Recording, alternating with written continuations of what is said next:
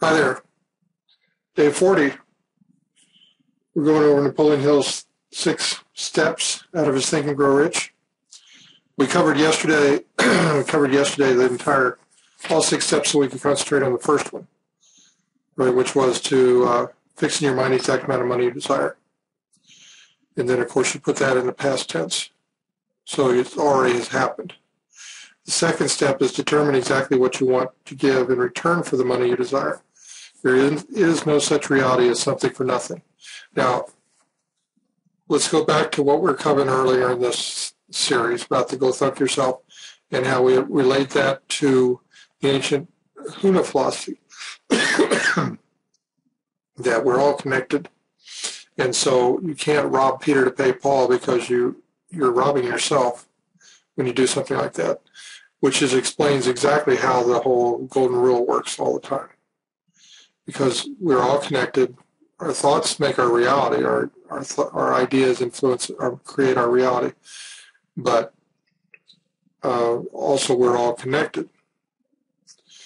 And there are no limits between you and I, between you and the chair, between anything and anybody, or anybody and anything, or anybody and anybody, et cetera, et cetera. The whole point is that you have to give in order to receive.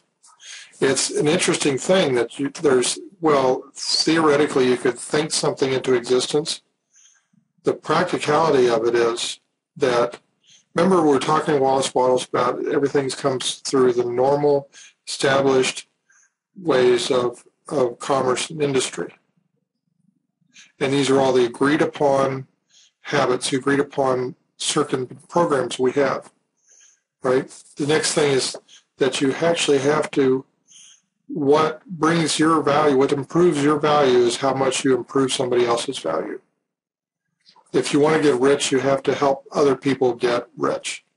In other words, you have to give them a rich or riches, something of value, of higher value, way higher value than, as Wattles points out, in excess of the cash value that you're receiving.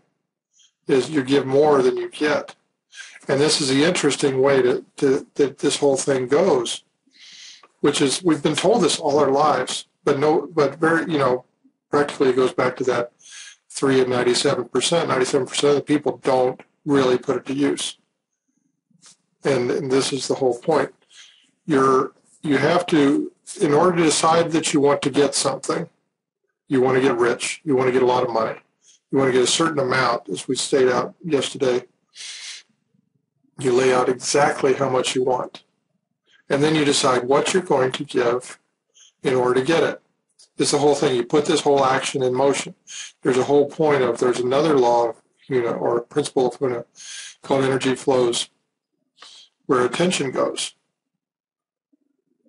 And so where you put your attention on is where you'll have this energy, this sequence happening. It apparently is something to do with how you can't just sit there by yourself and do nothing. It's the way we've got this universe set up, for lack of a better explanation. So you've got to go out and do something. And of course that, we've been told all our lives, you don't get work, you don't get paid without working, right? Yeah, you can beggar at the side of the road, and what kind of life are you going to have? Do you see if you really then follow back from this point about what do the actual very rich do for a living?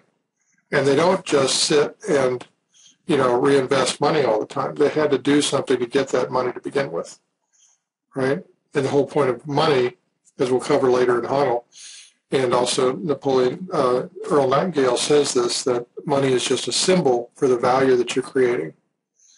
So here we go, full cycle of this. What do we have to do? What kind of excessive value do we have to produce in order to receive that exact, in order to help this thing manifest in front of us? So this is what's part of your plan coming up. The next day we'll actually cover into a definite date and a definite plan that we'll be following. So, but right now it's determine exactly what you intend to give in return for the money you desire. Okay? Thanks.